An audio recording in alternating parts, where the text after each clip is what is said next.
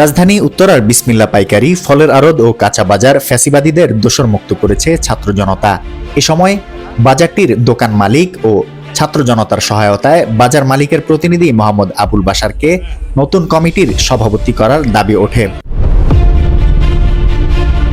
রবিবার বেলা 11টায় উত্তরার 10 নং সেক্টর সুইচগেট নামক ফল ও কাঁচা বাজার আড়তের ভেতর ছাত্র জনতা সহ বৈঠকে মোহাম্মদ আবুল বাশার সকলের সম্মতিতে বাজার পরিচালনার কথা জানান। জানা যায় 5ই আগস্টের পর থেকে বাজারটিতে একাধিক কমিটি করা হয়। একটি কমিটিতে ছাত্র জনতা হত্যা মামলার আসামি মামুনকে সভাপতি করা হলে বাজারের ব্যবসায়ীদের মধ্যে বিশৃঙ্খল পরিবেশ তৈরি হয়। এছাড়া বাজার ব্যবস্থাপনা নিয়ে মামুনের বিরুদ্ধে নানা অনিয়মের অভিযোগ ওঠে। ঘটনাটি জানাজানি হলে গত বৃহস্পতিবার ছাত্র জনতা বাজারের সভাপতি মামুনকে আটক করে যৌথ বাহিনীর হাতে তুলে দেয়। এই বাজারে যে 5 তারিখের পরে একটা কমিটি গঠন করা হয়েছে, আসলে সব জায়গায় ফ্যাসিবাদের দোসররা ছিল। সেই কমিটিতেও কিন্তু সভাপতি করা হয়েছে একজন ফ্যাসিবাদের দোসরকে। আমরা জানতে পারি থানা থেকে আল মামুন নামে একজনের নামে 3টা হত্যা মামলা রয়েছে থানাতে, এবং আমার কাছে ডকুমেন্টও 2টা মামলার ডকুমেন্ট আছে। তো সেই খবর পেয়ে আমরা এখানে মূলত 2 দিন আগে আসি।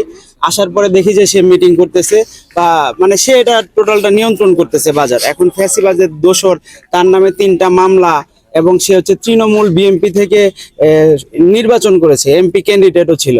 তো তখন আমরা তাকে মূলত আইনের হাতে তুলে দিই। আমরা সেনাবাহিনীকে জানাই যে এরকম বিষয়, উনি এখানে আছে। 1900 আরো 2-1 জন ছিল, ওনারা আমরা আসার খবর পেয়ে চলে গেছে। তখন সেনাবাহিনী পুলিশ প্রশাসন পাঠায়, পুলিশ এসে তাকে গ্রেপ্তার করে নিয়ে যায় এবং টোটালটা নিয়ন্ত্রণ করতো তার ক্ষমতার দাপটে। তো আমরা তখন তাদেরকে বলে গেছি যে আপনারা আপনাদের মতো করেন, আমরা ছাত্র প্রতিনিধি, আমরা আপনাদের পাশে আছি সবসময়। তো আজকে আবার আমাদের কিছু ব্যবসায়ী আমাদেরকে ফোন দিয়ে বললো যে তারা একটা আনুষ্ঠানিকভাবে প্রেস ব্রিফিং বা কোনো কিছু করতে চাচ্ছে। তারপরে আমরা ছাত্র প্রতিনিধিরা আসার পরে ওনারা আমাদের সামনেই মিটিং করে, এবং তাদের হয়তো মালিকানা আছে, তারা ডকুমেন্ট আপনাদের সামনেই সবকিছু পেশ করে। তো পেশ করার পরে তারা দাবি করে যে তারা এখানকার মালিকানা আগের মালিকের থেকে তারা পাওয়ার অফ অ্যাটর্নি নিয়েছে বা কিনে নিয়েছে। এর পরবর্তীতে তারা চাচ্ছে যে আনুষ্ঠানিকভাবে তারা মালিকানা নিবে বা একটা নতুন কমিটি করবে, যেহেতু আগের কমিটি এরকম ঝামেলা বা দোষরপূর্ণ ছিল। এই জন্য আমরা তাদেরকে বলছি যে আপনারা যতটুকু আমরা সাপোর্ট দেওয়া দরকার আমরা সর্বোচ্চ সাপোর্ট দিব। আপনারা যাই করতে চান আমরা আপনাদের পাশে আছি, সাধারণ মানুষের পাশে আছি। আমরা আপনাদের বিপক্ষে কখনো যাব না। আমরা স্বৈরাচারের দোসরদের বিপক্ষে, স্বৈরাচারের বিপক্ষে।